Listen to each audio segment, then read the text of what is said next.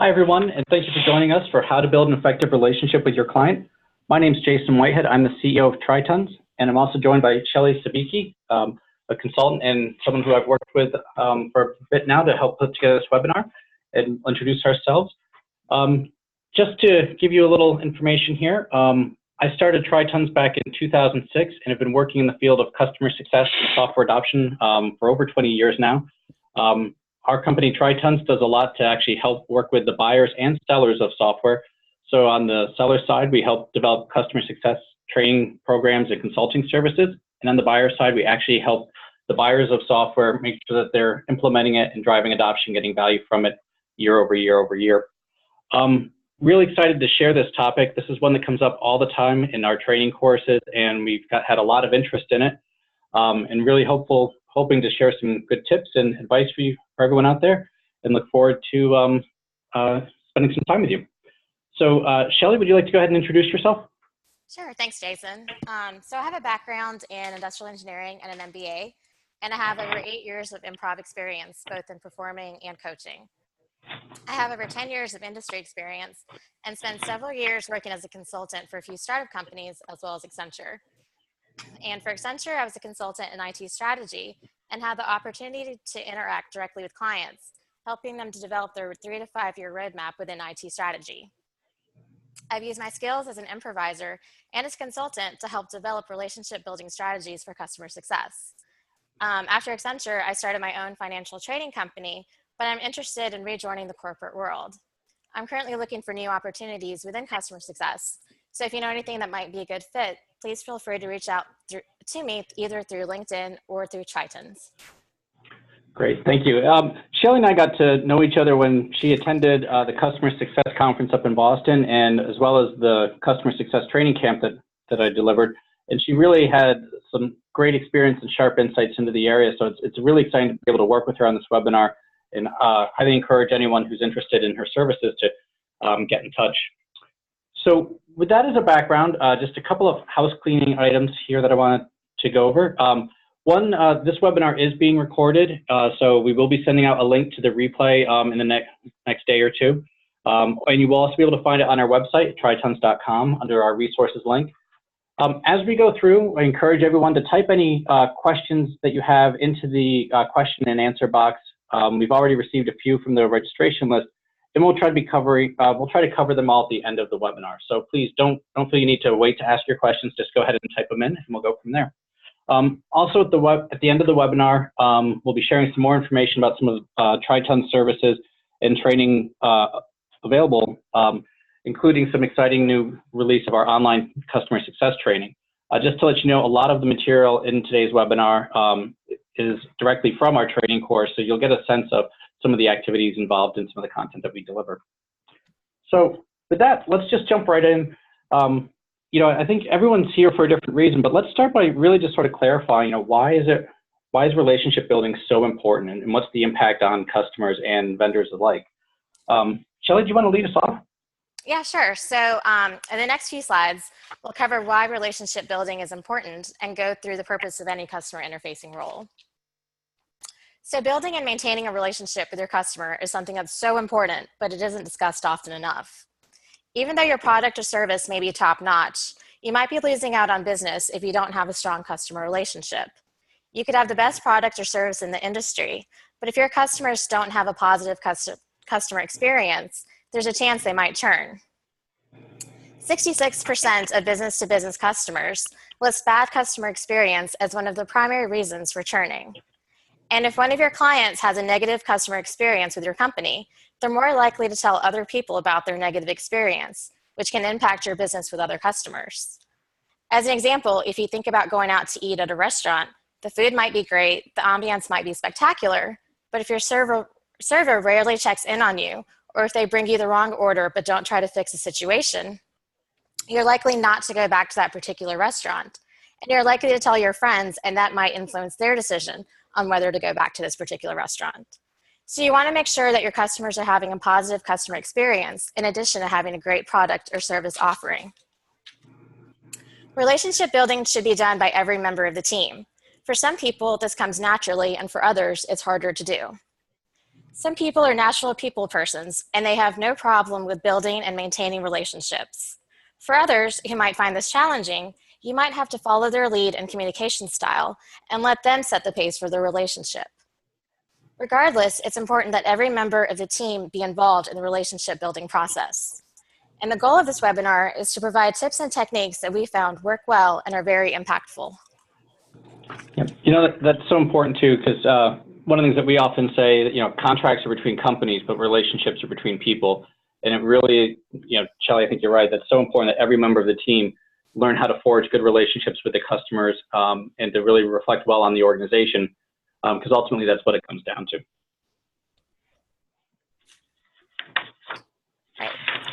Right. So the purpose of any customer interfacing role is to engage with customers so that they feel prioritized, validated, and valued. And we'll cover the specifics of what that actually looks like later on in the webinar. The goal of any customer-facing role is to establish a relationship with your customer so that they see you as a trusted advisor and see the value in your services. If they're coming to you with a problem that they're having, this is a good thing. That means they trust you and value your opinion. Ultimately, you want to set yourself up as their go-to person should they have any questions, or if their needs aren't being met, or if something goes wrong with the product or service they're using. 51% of B2B companies avoid vendors after poor customer experience. If they're avoiding you, they're probably not going to renew their services and will most likely churn, and we want to prevent that from happening. And you know, one of the things that we find interesting is that when companies are coming to us for customer success training and services, so many times what the director of customer success or the VP of CS says is, you know, we want our staff members to be viewed as those trusted advisors. We want them to elevate the conversation and really help create value more than they are right now, and we're just not sure how to get started. So I think this is really a widespread issue that we're seeing pretty consistently across the industry. Yeah, absolutely. I agree. So your client needs to know that you can solve problems and deliver the results they want. You need to establish your ability, authority, credibility, and role from the start. You don't want your client to delegate their relationship with you. You also need to help customers solve business, not only technical problems. And you need to build trust. Clients have risked their time, money, and reputation for bringing in new vendors. And building trust will help you to work together and deliver the project. Yep. You know, I think that's so true. A quick example, we were delivering a training class recently on this topic. And in one of the exercises, the client wanted to do some role plays, and they had their customer success staff members obviously play themselves as CS staff, and the executive played a client executive. And it was very interesting to see as they went through this role play after we had gone over the materials that everyone understood when we were talking about the concepts and the how-to. When they actually got into this situation, the customer success staff member represented themselves in such a way that they really did themselves a disservice. And they set themselves up not to be viewed as an expert and as a trusted advisor, but to be viewed more as a support staff or an admin person. And within 2 minutes of the role playing starting, you could just feel the energy going out of the room, and that client executive really saying in their mind, this was a waste of their time, that this is not the right person they should be talking to, and this was not the conversation they should be having, that there was a big disconnect there, and the relationship not only didn't get built, but it quickly became very negative. And while that was a training role play example, it was very true to life in some of the actual situations this team had, and that I've seen with a lot of other customer success teams, is they just don't know how to really get in there and to lead with confidence. And I think this is such an important topic, and that when you add some technique to it and you build it out, people can really learn how to do this very well, and it has such a tremendous impact both on the customer success staff member as well as the client. So, anyway, back to you, Shelly. Okay. Did you know that businesses create better customer experiences? Businesses create better customer experiences as their #2 priority for new technology investments, right behind growth value. This is why so many companies are putting a lot of time and money into improving their customer experience.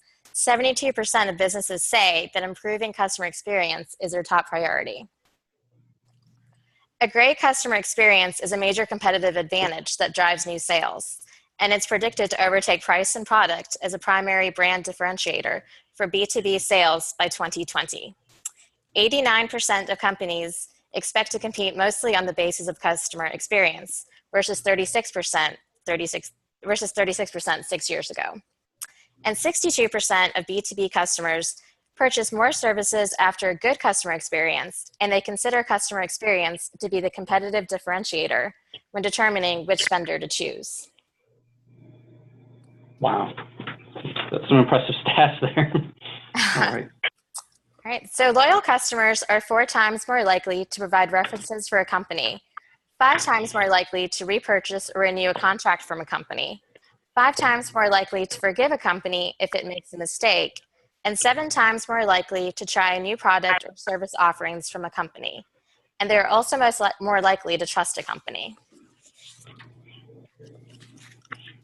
So the big question is, how do you build and maintain a relationship with your customer that is authentic and that sets you up as a trusted advisor? How do you create a positive customer experience for them so that they continue to renew your services and don't churn? I'll turn it back over to Jason now, who will go into more detail on building that relationship. Okay, thanks. You know, one of the things that we've consistently seen is people can start to understand the importance of a relationship, but they're not quite sure, so what do we actually do and what does that look like? And one of the classic mistakes that we see time and time again is people jump over the critical step of really building out a relationship infrastructure that they can build on and grow with a client, instead jump right into content and problem solving. And when they do, inevitably this leads to major problems down the road because they've skipped over some important steps. So what we talk about a lot is the go slow to go fast approach, which basically the concept is you need to figure out and discuss and work with your customer and your teammates internally how you're going to work together and collaborate and build a relationship first, and then talk about sort of the process by which you'll do the work. And once you've figured all of that out and you've sort of set some expectations and you've figured out how you're going to handle issues that inevitably come up, only then are you ready to jump into content. And if you jump into content before you've skipped over this stuff, things will come back to bite you and it will take much longer in the end. Let me give you just a quick example. When I was doing my master's in organization development and human resources, there were a lot of classes on individuals and change and group dynamics and collaboration. And the other people in my program, we had all gone through these classes and had a lot of effort put around applying these concepts in our teamwork within the school. And we get to a capstone class where it's half of the OD organization development students, the OD students, who've gone through this training and who've applied these principles and had great results with it. And the other half were MBA students who hadn't had that education. And we were all given a group exercise or assignment that was going to be like 80% or 90% of the grade at the end of the semester. And it was fascinating because everyone broke into their teams and all the OD students spent sometimes 2 or 3 meetings way up front trying to figure out how we would work together, how we would collaborate over the term, how we were going to get this major project done well and enjoyably and create a product that we all liked. Whereas in the first meeting, most of the MBA students, you would watch them, everyone sort of agreed the deliverable and key assignments, and within about 30 minutes, they had figured out who's going to do what work, when they would meet again, and then they just sort of ran out of the room and they were done. And what was really fascinating is you jump forward to the end of the course and everyone's submitting their exercises for grading. All of the OD students who had spent the time building the relationships were laughing and having fun and had put together a great product, and many of us had it done early and enjoyed working with the team and would go for happy hours and all that exciting stuff. And then the MBA students who had skipped that critical relationship building piece, they were coming in and they were doing the last minute touches on the thing. They were infighting within the teams. You could tell several members did not get along, and a few of them even went to the professor and tried to say, this person shouldn't get the same grade because they didn't do any work, didn't contribute. And they really had just started to turn on themselves. And that whole process just reinforced for me the absolute critical importance of building the relationship first. So with that as a backdrop, what is sort of involved in this? In creating a relationship infrastructure, getting to know each other, setting mutual expectations.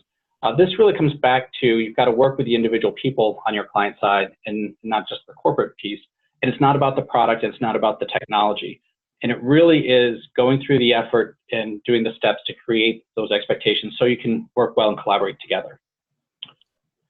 So one of the processes that we found very helpful is really to come through and right up front, agree what success looks like for you, for the customer, for your company, for their company, and over what time frame. Are we talking 3 years, 5 years, 10 years down the road? What ultimately will be success? And a quick tip, don't focus on time and on budget delivery or go live date, because it's what happens after that's really important. And we've talked about it in some of our other training and webinars. But once you've done that and you've sort of developed a shared vision for where you're trying to go, then you really do need to spend some time talking about the approach. And this is more of a high level piece. And by approach, this may be things like, what are the key phases that we're going to go through? What do we need to do immediately? What do we need to do before go live? What needs to sort of happen at a go live piece? And typically for us to go live, we talk about the first critical 9 to 12 months from the time, just before you go live until people have really embedded it and the use of the software system into their daily lives. And then sort of what's that long-term, more of a strategic effort look like 3 to 5 years down the road? And when you're talking about this approach, it's important to recognize that at any given phase or piece, roles and responsibilities may change. Who needs to do what the customer needs to do and what you need to do, and expectations for how much hand-holding and service you will provide at each phase.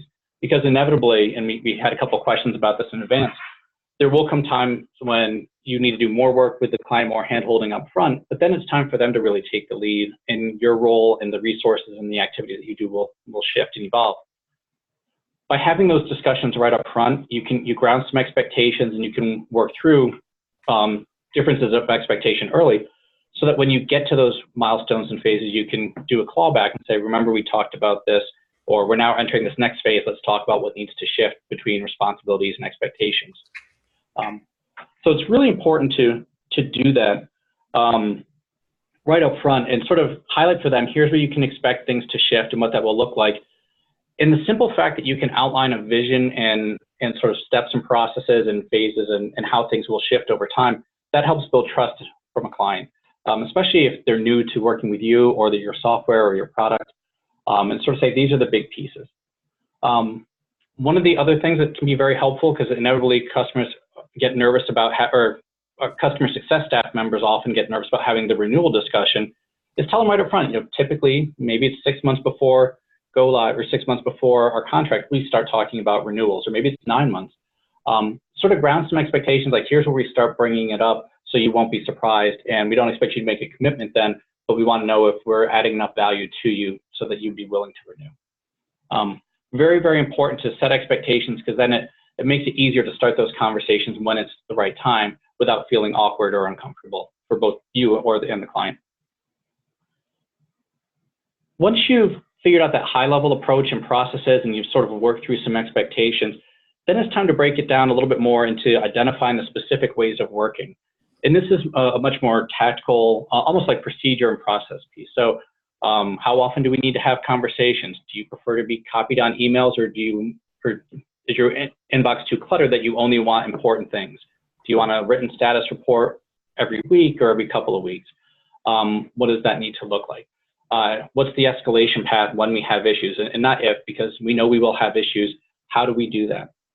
As well as using this time to set some expectations for the client of, here's how we handle things internally, or here's where we might have to escalate something to a project executive up from a project manager, things like that. Figuring out those specific ways of working and discussing them up front is pretty critical, because then you can move forward with some confidence. You'll probably have to tweak some things, and you may want to come back and validate. But what's really important here also is these are typically not single conversations. You typically have to reaffirm these and readdress these multiple times, and you may need to even evolve your ways of working at phases or during key staff changes. But once you've figured out how you're going to work together, the other piece then, inevitably there will be issues that will come up, and some of them will just be things that you've missed that are no big deal. Some of them may be conflict items where it could be a change of scope, or it could be a legal implication, or a change of a work order that might have a budget piece. Making sure that you've got a process in place by which you can manage and address issues while still maintaining an effective relationship with your client. And that doesn't mean you have to give in and give them everything that they want. What it means is you've got to make sure that there's mutual respect and trust, and that you've agreed the process by which you'll resolve them, and come up with a solution that you can both live with and what that needs to look like. And really from there, then you're really ready to get into the, all right, let's start to come through what is the detailed work that needs to be done, what's the problem solving, what are the deliverables, let's map that out, and then actually start in and get doing the work. But many people skip over a lot of this and they just sort of jump right into either the content solving or here's a quick project plan without a lot of the discussion of how we're going to address these other issues. And then what happens is either some of the work doesn't get done or conflict starts to arise from miscommunications or differing expectations. And they actually have to take some time and steps back to come back and not only fill in the gaps that they would have missed had they had the discussions up front, but then they typically have a conflict situation that makes it, there's distrust and people are disagreeing. So it makes it that much harder to actually overcome these issues. So again, the go slow to go live, go fast approach really says, let's prevent a lot of these issues by talking about the stuff up front, because if we don't, we're going to have to come back and do it later and we'll trip over them. And it's a trust building, credibility building exercise for us. And then we've got a foundation from which we can move forward faster.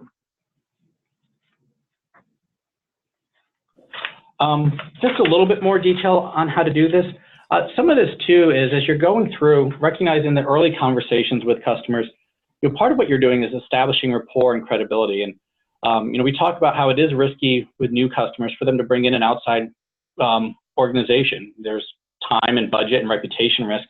Getting to know that the other person, the other team members from the client side, understanding how you want to work together, having them feel comfortable, and building into those simple trust building exercises is very important. And sometimes that's even how do you make sure you get to understand their communication styles and preferences, how they like to handle conflict.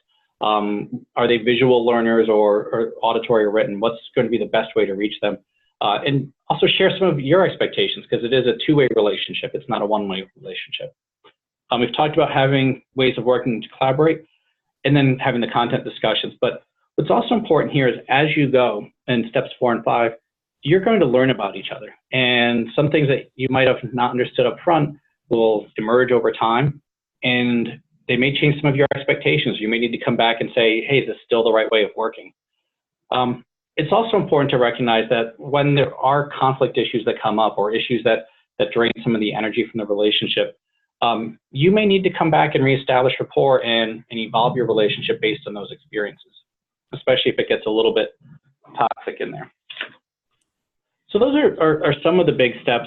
There are a lot of specific questions that you can do to help build out the processes and ways of working, to help build out rapport, to get to know each other. And one of the things that we found very helpful with customers is talk about it right up front. Say, we're going to spend some time in the first couple meetings really making sure we can work well together because it will save us problems down the road. We typically go over these type of issues. Here are some specific questions that we typically ask. And we have a whole question bank that we have put together that has been very helpful to help guide this process. And it's a great tool, especially with new relationships. If you're in a situation where part of what your job is to go and interview customers or to speak with other people at the customer location, sometimes it's very helpful to figure out what are the things that you can do to put the project sponsor or project manager at ease that you will not embarrass them. And one tip that's very easy is putting together an interview guide or facilitation guide where it sort of spells out the order and questions that you will ask to build the rapport and to work through these processes. And then let the client executive vet it in advance, and it gives them confidence that they understand what you're going to say and what the meetings will look like, so they're comfortable letting you out there. But they can also give you some feedback on how to adjust your language so that you're more effective and your customers don't get as upset or have a bad reaction. So it's a very powerful way to do that. So just to wind this up, I highly urge everyone out there, think about how you would go about doing these activities of building relationships and establishing rapport and figure out ways of working before you get into content. What are some of the tips you can use? How do you make it a comfortable, repeatable process? And then making sure that all members of your team are familiar with this and understand how to do it. Active listening is a very big part of it. Asking questions of how would you like to handle this, or what are your experiences there, or what's the best protocol in your organization for this? Things like that can really help go a long way.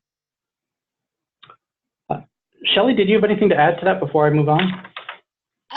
Well, just to add like a client relationship or engagement that I was on a couple of years ago, I know they were very, very having consultants on the project. And I remember sitting in a meeting, or one of our kickoff meetings with them, and they were talking about our company, and they were like, what are they going to do to help? We don't need their help, et cetera, et cetera. And I don't think they realized I was part of that company until I got up to speak later on. But we never actually built a relationship with them. I remember hearing that. And I wish, having that knowledge, we had taken that piece and sort of forged a relationship. Instead, we kind of went in there with our preconceived notions of what to do and how to help them. And they were very weary of us and continue to be wary of us from during the duration of the whole relationship.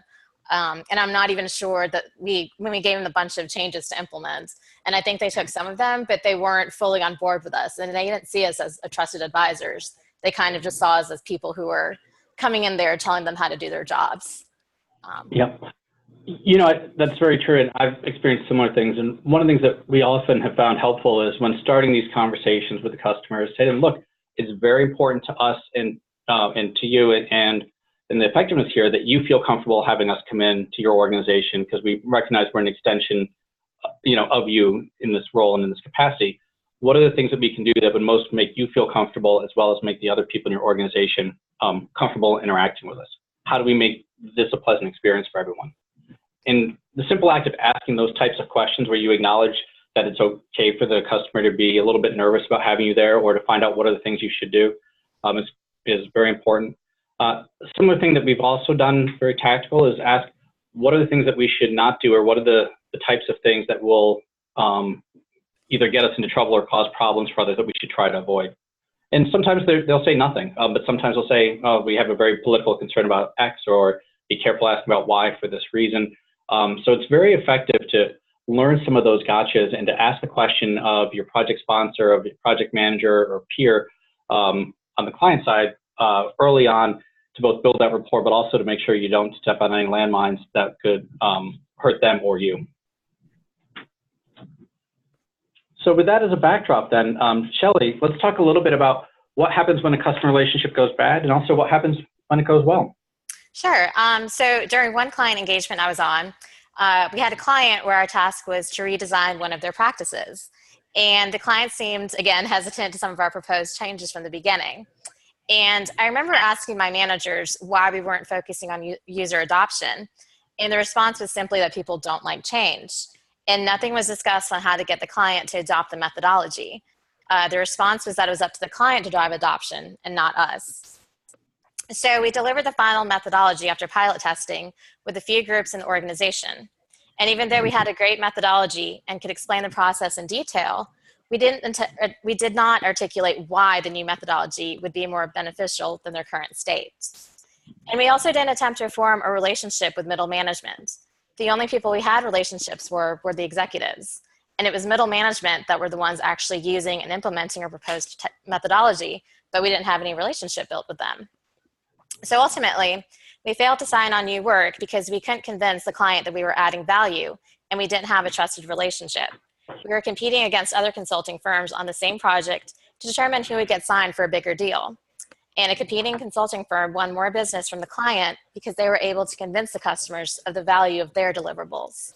So I think if we had a better relationship with the decision makers within the client and focused more on user adoption and getting the client to see the benefits and value of our proposed methodology, we may have gotten renewed for additional work. Instead, our company stayed signed on with the client, but they reduced the number of consultants they had, and eventually they churned completely. So yeah, I'll turn it back over to you, and you can discuss what happens when a relationship goes well. Right. No, I mean, those are some great examples. I think anyone who's worked in industry long enough has probably had similar experiences. I know I have. On the bright side, though, when the relationship goes well, it can deliver huge benefits. So we've had a couple of clients we've worked with where we spent a lot of time and energy right up front, getting to know the client, getting to build trust with them even before we came on site to start the project. So there was a lot of conversations and activities beforehand to try and say, are you comfortable? Is this the right approach? Is this going to deliver what you want? In a couple of cases, we would go through, and we've actually, had nice dinners beforehand where we got to know the other person, and we would discuss what are their concerns, what are the best ways to work with them and their team. Tell us about the people who are going to be there in the room. One of the best questions we ask is, what will success look like for you for this? What at the end of this training or this engagement or whatever it is, will make you say this was a great use of your time and money and that you would want to refer us to other people. And starting out with those questions has been great.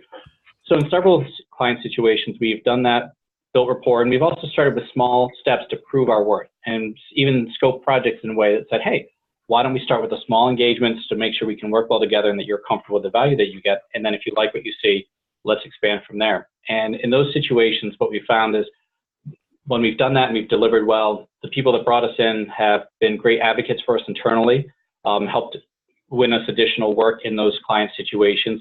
They've been great referrals for external work and have been references as well too. So when we've taken the time to really build the relationships and focus on that and to make sure we're learning what's really important to the client, the dividends have been tenfold. And it's a little bit more time up front, but on the back end, it's so worth it when you get there. So I guess that brings us to the next piece, which is, what does a good customer relationship look like? Shelly? All right, thanks, Jason. So now we're going to discuss what a good customer relationship looks like and how to develop a positive customer experience. So you want to develop relationships with multiple people within the client organization. You want to go vertical and go horizontal. So by that, we mean instead of having the entire relationship depend on one or two lower level contacts that have little to no buying power or influence, broaden your scope to develop as many relationships as possible, high and wide throughout the entire organization. Another benefit of this is in case a contact leaves a company, you want another advocate and/or relationship within the account. If you only have one contact and they leave, you'll have to start rebuilding your relationship from scratch. But if you build multiple relationships, you'll have plenty of advocates. You also want to get to know the key players by establishing a strong director and executive level relationships. The overall customer relationship shouldn't rely on one person, but should create a solid bond throughout the customer base that can lead to expansion. And you also want to delight your customers. Surprise them with something they didn't ask for, and go above and beyond initially and wow them. Yeah. You know, and I think one of the things that's important too with delighting your customers is, you know, you're delighting them in the relationship, and maybe it's a way that you've wowed them with how you've helped make them look good in the organization, or, you know, that the quality was much better than they expected, but you still need to make sure you're maintaining scope of project, that you don't violate any sort of contractual issues or other things too. So when you think about delighting your customers, it really is important to figure out how you can do that in a way that still holds true to the relationship and scoping exercises, which can be a little bit tough for some folks.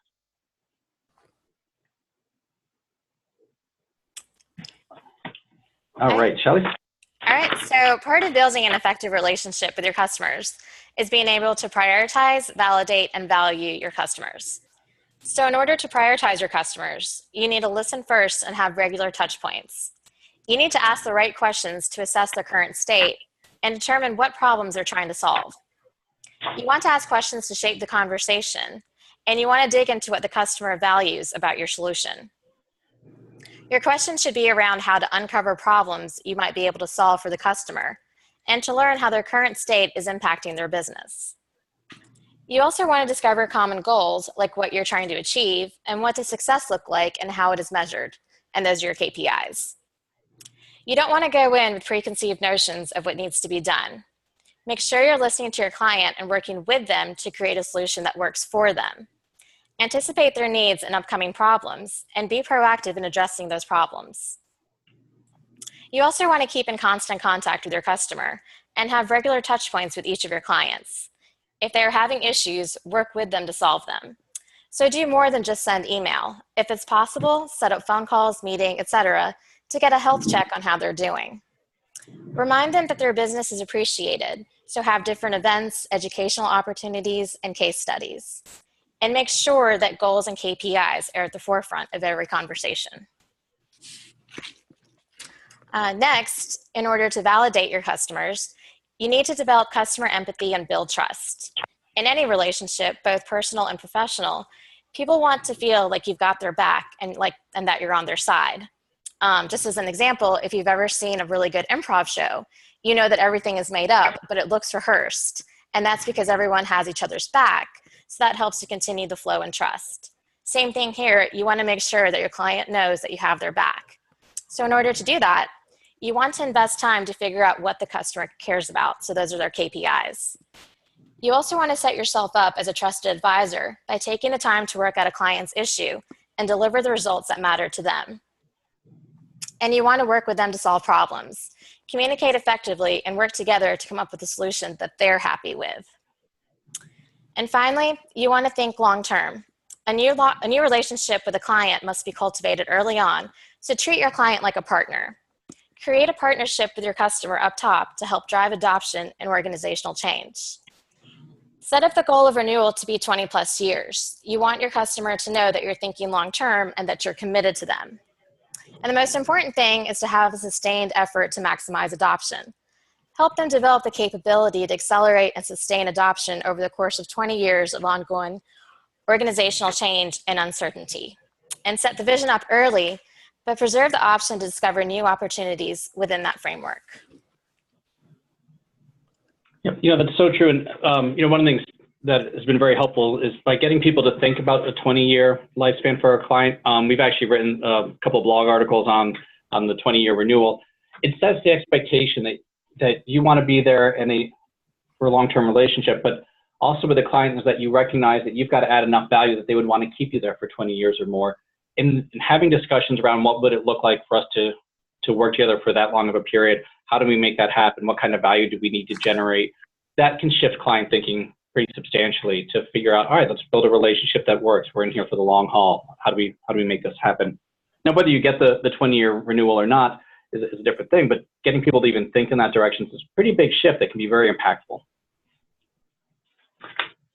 Which I think brings us to our final piece before we go to questions, which is really when is the time to build a relationship with customers and how does that need to evolve over time? And as we mentioned, the relationship needs to grow and evolve over the life of your contact with a customer, but you really need to put a lot of time and effort into it right up front during those initial kickoffs when you're new to the customer, the organizations have never worked together, no one there has any history or trust with each other, and you've got a clean slate, and you're trying to figure out with the team, how do we work well together?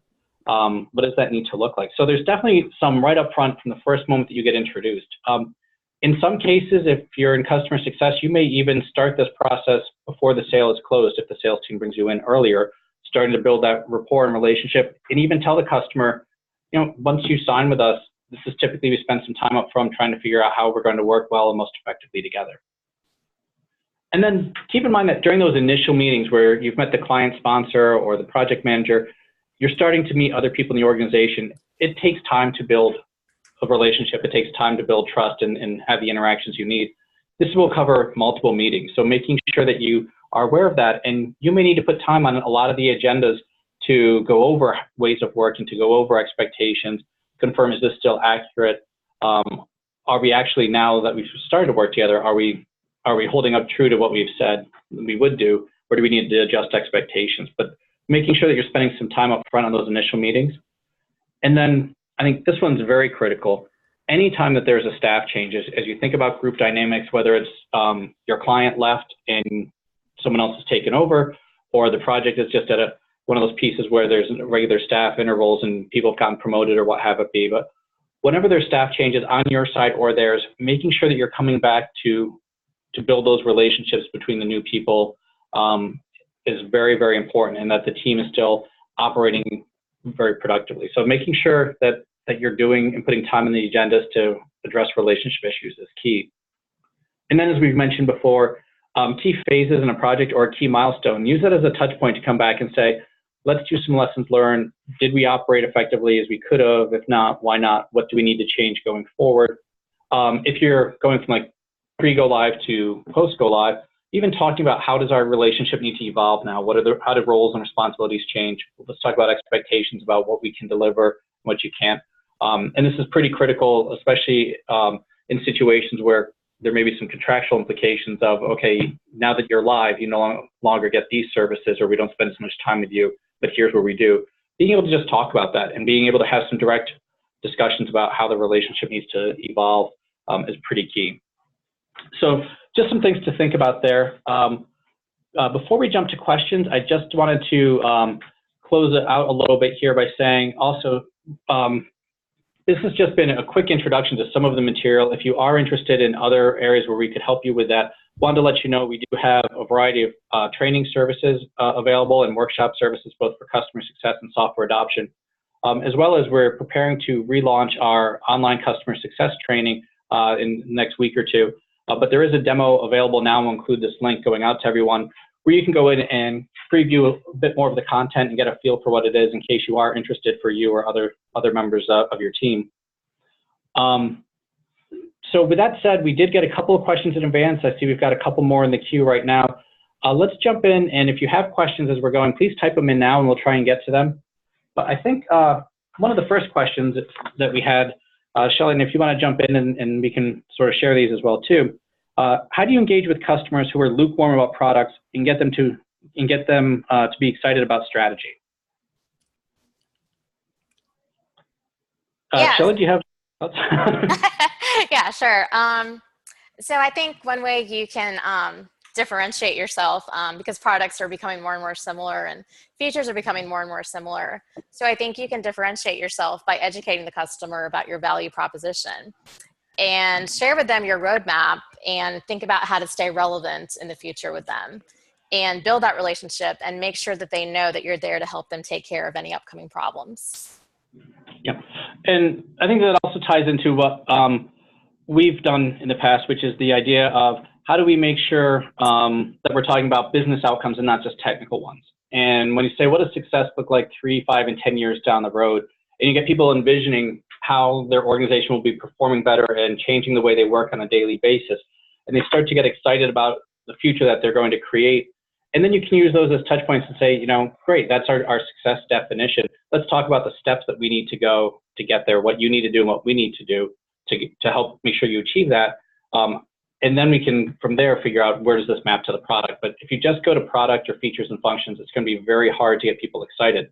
But if you talk about improvements to their business outcomes or changes to the way that they work and how it can be even better in the sense of accomplishment and satisfaction they will get, or the increased results they'll get, that can get people very excited. That's a very positive discussion to have. Here's another one. How to build a relationship with an existing customer yet is new to your book of business. So how would you take a customer who's been with your client organization but is new to you, so that staff changes piece? And how do you evolve those? Shelly, did you want to jump in here? Sure. So initially, I would say if you can, if your company already has a relationship built with that client, I would say set up a meeting or a coffee date if it's possible and get to know them a little bit and think about who at your company the customer values. And if you can bring them in, so it's an incentive for the customer to come, that might be helpful too. And just kind of getting to know them on a one-on-one or two-on-one basis, I think would be really helpful. Yeah, and I think this comes back to, as well, to your point, contracts with company relationships are between people. So while there's a history between your company and there's some expectations that are positive or negative, you're starting from scratch with a customer and really need to go through those steps of building rapport, agreeing what success looks like for how you two work together and collaborate, as well as for the company. And going through that whole process is very, very key.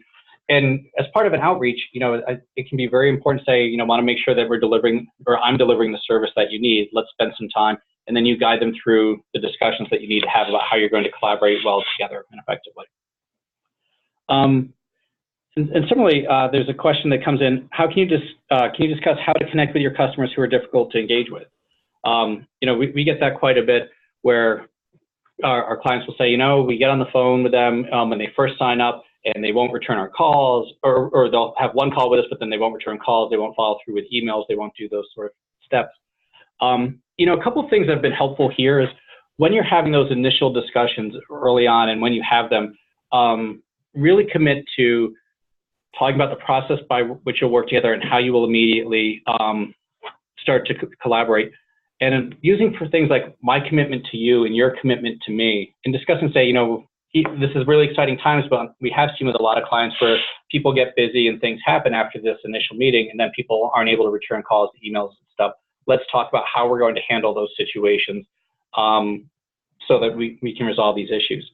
A couple other things that have been effective is asking them to commit to a very short-term trust-building goal or small exercise that they get used to engaging with you for very short periods of time. And that could be, hey, can you by Thursday send me this? Or let's go and have this conversation, have a quick call on Friday. Let's put the calendar there now. So get them to commit to another time, very short near future, just to get some momentum so they get used to working with you and have it be a painless, fast process. That can be helpful. Another thing that can work as well, and I think this goes back to Shelly, to your discussion of going deep and going wide, is saying, hey, I understand in your role as the executive, you've got a lot of demands on your time. If you're not the right person to have these detailed discussions, who else should I be speaking to, or who should I involve with it or engage with if you're not able to attend the meetings or follow up as quickly as we would like? Should I copy you on the emails back to them so you're kept in the loop? What's the best way to do this? And trying to figure out how you can expand the relationship so you have backup coverage, which is also critical in the case where your customer leaves. Did you have anything to add to that? No, exactly what you said. I think just knowing where to invest in the individual of the company and where you see value, that's where I would spend the time. Great. Okay, we've got a few more questions here. One of the things that we had in here is, do you have any tips for helping clients go from being fairly high touch prior to and during go live to being self-sufficient after handoff? And we've had issues breaking the cord and motivating our clients to self-help. And we struggle with the tough love out of fear of damaging the relationship or seeming to offer a lower level of service. And then it becomes difficult to break the cycle and effectively scale. So really the question is around, we've had to be high touch and now it's time for the customer to do more on their own. A couple things that we have found helpful in that situation is by grounding the discussion right up front about the process of how you work together in different phases and setting the expectation early on, here's where we're much higher touch, more involved before go live, and then here's where things shift at a certain point, whether it's go live or a month after. Here, discussing with them, here's what we typically do to transition you over so you're not left on your own, but typically by 3 months after, that transition needs to be complete. And then, we've concluded the bulk of the services there. We do offer this other service for additional fees, or, at that point, it's really up to you, and here's what our role becomes. So you set some expectations early of how the relationship will evolve. And then when you hit those points, or even coming up to that point, remind them, say, look, we're coming up on go live. Let's just confirm expectations that this is typically where this transition starts to happen, and here's what it looks like. And then when you get there, say, okay, we're here now, and here's what this looks like. I want to set you up for success. And then when you start to go there, if they're still sort of hanging on, some companies will do the process by which they say the first time that they come back to you afterwards, you let them know, hey, this is really outside the bounds. I'm not able to do this, or I can do it this one time, but after that, let me teach you how you're going to have to do it. And then moving forward to the, I'm no longer able to do this. My boss is giving me a hard time. I can't keep doing this. I'm not allowed to. Do we need to escalate this so that someone else can resolve the scope of our services? And eventually then there is having some sort of executive escalation path to let them know that, hey, we're exceeding the scope of what we agreed to do. We want to see you successful, but this has to be a relationship that works for all of us, as well as we don't have the resources to make sure we're giving this high touch to everyone. Instead, we need to devote our time to these other things. Here's some other channels by which we can support you. So those are some things that have been effective in the past. Shelly, did you have anything else around that? No, just to build more on what you said, just providing more training so that the customers can be more self-sufficient, or if needed, write procedures that anyone can implement, or redefine the problem and have them go through it with you, I think would be helpful. Yep. Great, thank you. Okay, we have a couple more questions and a couple things in the chat area. And I am aware of the time here, so if we don't get through all of these on the call, we will follow up with an email to folks with the answers here. Let's go to the questions real quick. We did have a question, what is the source for the stats we're providing? We will include that out in the follow-up email to make sure that we have that for everyone. We have a question here coming from a new customer success team. We're currently situated near the end of a customer life. And do you have any recommendations for changing the view of CS internally, making the case for being involved at the beginning of the client relationship, et cetera? Oh, God, that's such a great question. One of the things that we've consistently found is that many CS organizations struggle more with engaging internal stakeholders than with customer ones. Customers are typically welcoming for your services and understand it and see the value, whereas internally, unless a really comprehensive effort's been placed there on how having CS as changing roles and responsibilities internally and how we impact the customer experience, people tend to be a little bit more confused. There's definitely a lot of steps involved in that. What we have found is that if you have the executive coverage right up front of what does this mean for shifts in other parts of the business internally, what does this mean for how we need to have sales engage differently or how we work with product, so the impact on the customer is there. That's pretty huge. The other piece is people need to understand that part of the relationship building exercise is you can't build a relationship by proxy. You've got to be in the room or on the phone engaging directly with the customer. We actually were teaching a training class where we had customer success folks and a couple of sales guys in the room. And the sales folks were very concerned about the relationship getting diluted and anything that would slow up a sale. So they wanted to ask all the questions and just tell the answers to the CS team. And we had to point out to them that no, who asks the question matters, and it matters to the customer, and it matters for building that relationship and for establishing the customer success team as experts, and that the client's going to rely on the customer success team long after the sale is completed. They need to feel comfortable with them right up front. And then similarly, we've also seen where as you start to work with customer success teams or sales teams early on, making sure that they realize and that you ask explicitly after calls for client meetings, did you see the value we brought to this customer? Did you see that, oh, in fact, we accelerated your sale because we could demonstrate the value that we would bring and how we'll take care of them after, and that's more, and our company's providing more than just a product.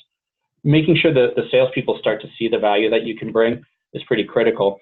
If a sales team or other internal teams are unwilling to engage, as you start working with your customers, getting testimonials that you can share internally, being in quarterly business reviews or executive business reviews, where you ask questions where the intent is for the internal audience to understand the value that you bring and how important it is that you can be there, and then following up with them afterwards after they've heard firsthand is pretty key. Shelly, do you have other things to add to that? No, I think your answer is pretty spot on. I agree completely what you said. Cool, thank you. Okay, here's one. How do you get attention from clients and get them to spend time on platform when they have a lot on their plates outside of your product, et cetera? That is a great question. Shelly, do you have an answer you wanted to throw out there first, or would you like me to take a crack at it? I can throw something out there first. I think the big thing is to figure out what their challenges they're facing and try to figure out what you can help them solve. It may not be part of your scope with the client, but I think it'll certainly be appreciated, and it'll be a way for you to forge a relationship with that client. Yep. And this also, I think what we found is this comes up all the time, and that's part of that critical piece of before you jump into content and what the answers are, mapping out how is it we're going to get the time that we need and setting expectations. Here's typically what we need. We've also found it very helpful to put together progressive adoption goals. And same with the client, what we ask people to do is, for the next 10 weeks, commit to X, Y, and Z. And maybe the first one would be week 1, we want you to go and create 5 records in the system of this type. Or week 2, we want you to use this module and then this module. And continue to build on that so people get very comfortable in there and they start to build some routines. And then including in there, and why don't we have a call every Friday where we can take and review your results, or we can have an email to say, hey, did you do it? Did you not? Where did you have questions? Where did you have answers? When we've done similar things with customers and built out sort of a goal and then a monitoring mechanism by which we come back and discuss it sort of to help hold people accountable, that works really well.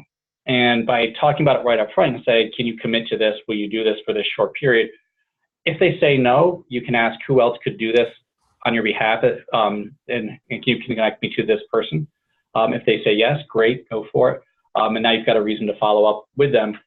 And the other thing that has been helpful is the coming back to pointing them out and saying, well, the business outcomes that you told me you want to achieve and the value that you're looking for 1, 3, and 5 years down the road, you're only going to get that if you engage with the platform and incorporate in your day-to-day use. If you're unable to do that and to commit to that, you're not going to achieve those goals. So what do we need to adjust here to make sure you're successful? Is success a different definition than what you told me earlier? Or there are some other things that can shift internally to actually start to make sure you're getting the value that you want. It's not always an easy conversation to have, but sometimes when you start to ask people the questions of, the connection between the business outcome and their behavior. That's pretty critical. And if they're not willing to commit to the behavior that's required, then have those early discussions to lower expectations on the value that they can get, so that they can either change their expectations or use that as a trigger to say, okay, I've got to do something differently. Okay.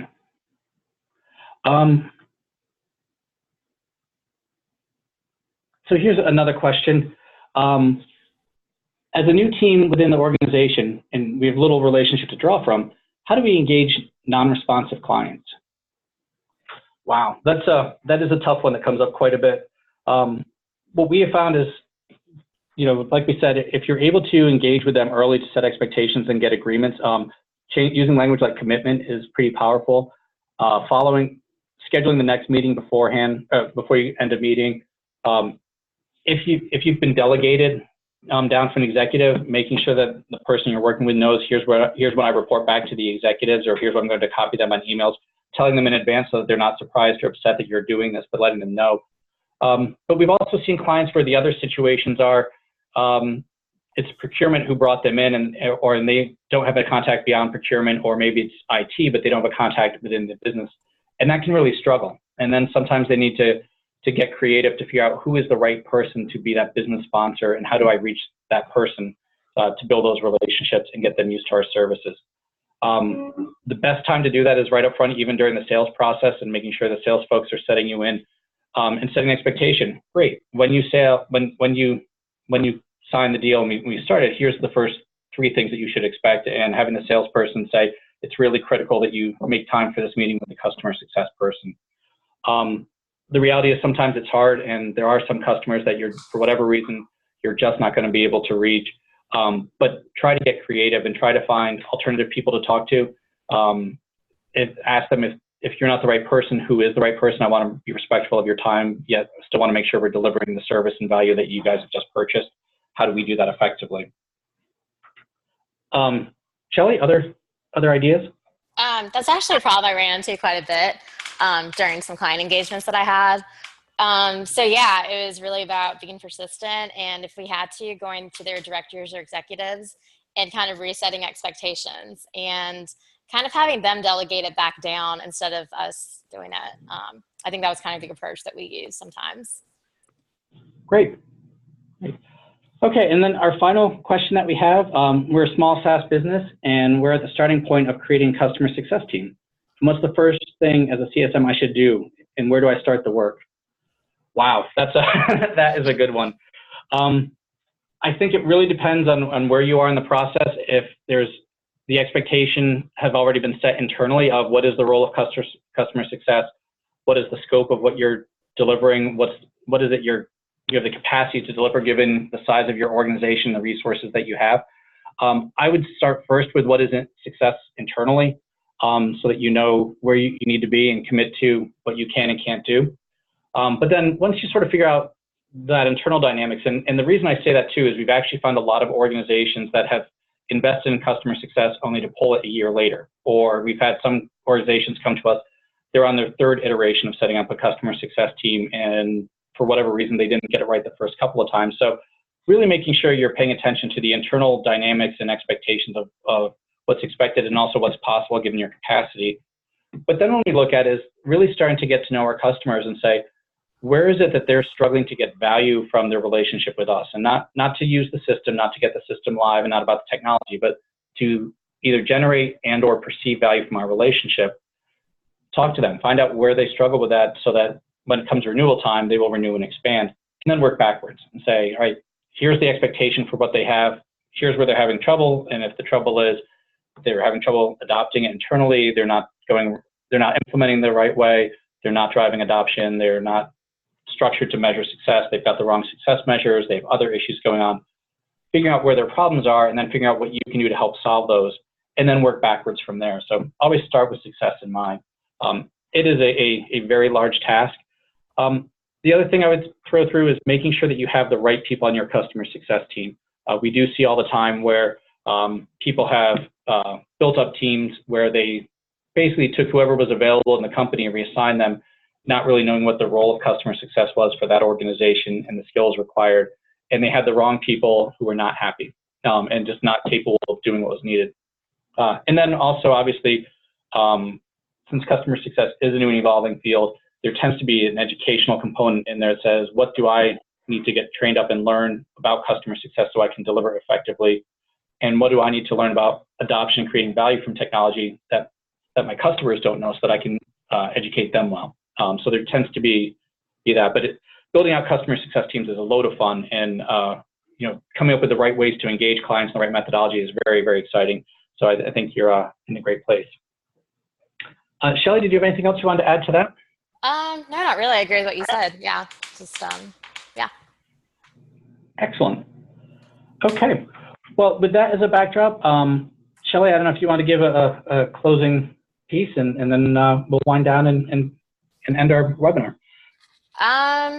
Well, just thank you for letting me do this with you, first of all. And yeah, I hope this has been helpful, and I hope the relationship building techniques that we've gone through can help some of you build relationships with your clients. Great. Yes, and thank you so much. We've enjoyed having you here. We hope you will join us. We have another webinar coming up in September, which we will be emailing everyone else about. We will be sending out the link to the replay and include in there the source for the stats that we cited. And again, we do have the online training demo coming up if you're at all interested. The training program is perfect for individuals and teams, and we're very excited about it. Also, if anyone is going to be at the Customer Success Con in London on September 4th, I will be there, and I'll be teaching the Customer Success Camp that morning. Hope everyone can join us. Thank you so much, and we hope this has been helpful, and we look forward to you joining us on a future webinar. Thank you.